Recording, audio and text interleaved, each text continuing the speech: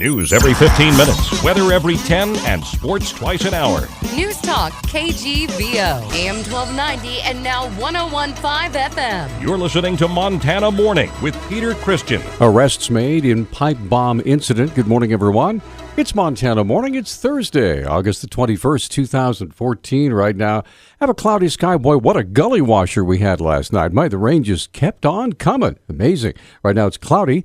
Smells so fresh and clean, though, doesn't it? Cloudy and 54 degrees in Missoula. Newscast this morning, sponsored by Dig It Excavating, where they bring 30 years of excellence to every job. Check out their website at digitmontana.com. This morning's top story, Missoula police detectives arrested 3 individuals after Tuesday's pipe bomb incident on Spartan Drive. Here's Sergeant Jim Clowder. One adult male has been arrested for possession of a destructive device.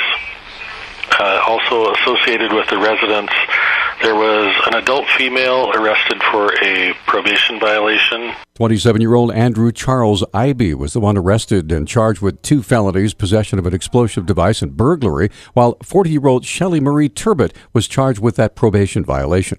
Ivey's being held on a $50,000 warrant. Clowder has details on the third person who was arrested yesterday. Another adult male arrested on an unrelated warrant from out of state, which we later found they declined to extradite him, and so he was released. Ivey and Turbot will appear in Missoula Justice Court later on this afternoon. A man who was injured when another man jumped off a Clark Fork River bridge and landed on him is suing Missoula County, alleging it did not take enough steps to prevent such an accident. The Missoulian reporting that Andy Hill's lawsuit argues that the Bandman Bridge in East Missoula has no barriers to prevent jumping and no signs to warn those on the river of the potential danger. Hill suffered torn knee ligaments, a broken leg, and other injuries in July of 2013 when Corey Allen Hewitt landed on Hill as he floated the river on an inner tube. Hewitt was given a 2-year deferred sentence for negligent endangerment and was ordered to pay Hill over $22,000 in restitution. County Chief Administrative Officer Vicki Zier says the county intends to resolve the matter, quote, amicably, end quote. Missoula Police also joining law enforcement agencies around the country in the fight against impaired driving this Labor Day weekend. Sergeant Greg Amundsen says this year's Drive Sober or Get Pulled Over campaign runs now through September 1st, covering not only the end of summer, but the busy holiday weekend. The enforcement campaign actually started last week. It started on August 15th, and we had our first shifts out last weekend, and it will run through the 1st of September. We'll just have extra officers out looking for impaired drivers. We're not going to do any checkpoints or anything like that. Amundsen says the goal of the campaign is to send a strong message drunk driving will not be tolerated. If you are going to go out, designated driver, use public transportation, like I always like to say, just leave your car at home, so it completely eliminates the possibility of making a bad choice after you become impaired. If you do get pulled over for impaired driving, you're going to be processed to determine whether or not you're actually impaired. If you are determined to be impaired, then you'll be arrested. We're going to ask you to provide a breath sample prior to the arrest. After the arrest, you'll be taken to the Missoula County Jail. Last year, there were 147 drunk driving fatalities over the country in the Labor Day weekend. Officials in northwestern Montana are scaling back their search for a 62-year-old Missoula man who drowned in Middle Thompson Lake over the weekend. Lincoln County officials say Anthony Bachman had apparently been drinking before he fell off a pontoon boat Saturday evening in the lake about 45 miles southeast of Libby. He was not wearing a life jacket, and others on the boat were unable to reach him. Officials from Flathead County and Fish and Wildlife and Parks Department had aided in the search, along with divers using sonar and underwater cameras. Much of the north side of Missoula, as you know, was without electricity yesterday morning after a power outage hit just before 7. Northwestern Energy spokesman Butch Larkham gave the following report just about an hour after the outage occurred. Well, we had a problem in the substation on the north side of Missoula this morning. I don't know what the cause of the problem is, but we ended up losing service to about 10,000 customers, which is a pretty big bunch of people, obviously. We got most of them back in service after about a half hour or 40 minutes. At this point, we've got up between 800 and 900 customers still without service out along Reserve Street in that Reserve Street area. Northwestern Energy officials say the outage was due to an equipment failure and that the morning lightning storm was not the cause of the outage. Lights were reportedly back on for all customers by about 8:15 yesterday. A 7-year-old girl was injured after being kicked while trying to feed hand-picked fruit to a horse on Wild Horse Island State Park in Flathead Lake. Lake County Sheriff Captain Luke Mathias says the girl was bleeding from the mouth and nose when first responders arrived shortly after 6 p.m. on Sunday.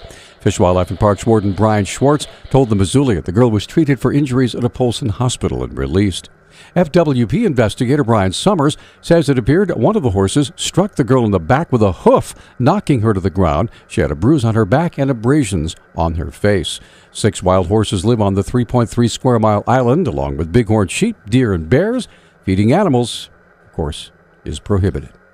Ground was broken yesterday for a new athletic academic center on the U of M campus, highlighted by the announcement of a $1 million donation to the athletic department. Speaking to a crowd of nearly 100 spectators, including a good number of student athletes, Athletic Director Kent Haslam announced the gift. Today, I'm pleased to announce that the athletic department has secured a $1 million cash gift to primarily support facility improvements here at the University of Montana. This is a new gift, an outright gift, and one of the largest gifts that we've received in school history for the athletic department. State Commissioner of Higher Education Clayton Christian was there. He said the center has one specific purpose: to provide a place where student athletes can study that's close to the Adams Center and Washington Grizzly Stadium, where they'll be playing. We are constructing a facility that is designed and intended to promote student academic success. That said, we know that for student athletes, academic success leads to overall improved balance for the athletes and better individual performance on the field and on the court. The building, a 2-story structure whose upper floor will be dedicated to the academic pursuits of nearly 300 Grizz student athletes,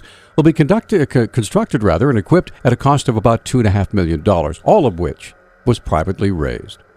And over on the other side of the state are those other guys. Montana State's Brick Breeden Fieldhouse has a new track service and improved seating as part of a $3.2 million upgrade. The updates revealed on Tuesday include chairback seating throughout the arena, a new sound system, and curtains to close off unused seating during events. And let's stay with the university now. This fall, a student-led neighborhood ambassador program will be welcoming U of M's district student renters into their new neighborhoods. Director Catherine Brady with the ASUM Renters Center says the ambassador program, along with the university district volunteers, will deliver 100 welcome bags to student-rented residences located in the university district neighborhood. So what we aim to do is we've gotten about 100 welcome bags with different materials in them that are meant to kind of guide student renters, help them kind of acclimate to their new community. So we're recruiting neighbors to help us deliver those to students that are moving in this fall. Brady says UM faculty and staff members residing in the area are encouraged to participate in the bag distribution. The welcome bags will be delivered this weekend, Friday through Sunday. Newstalk time now, 6:10. Newstalk, KGVO. Missoula's official weather station. Cloudy and cool with a decent chance of rain and a few isolated thunderstorms now through the end of the week. High temperatures will top out in the 70s today. We drop back into the 60s Friday and Saturday. I'm meteorologist Brooke Foster for KECI 13.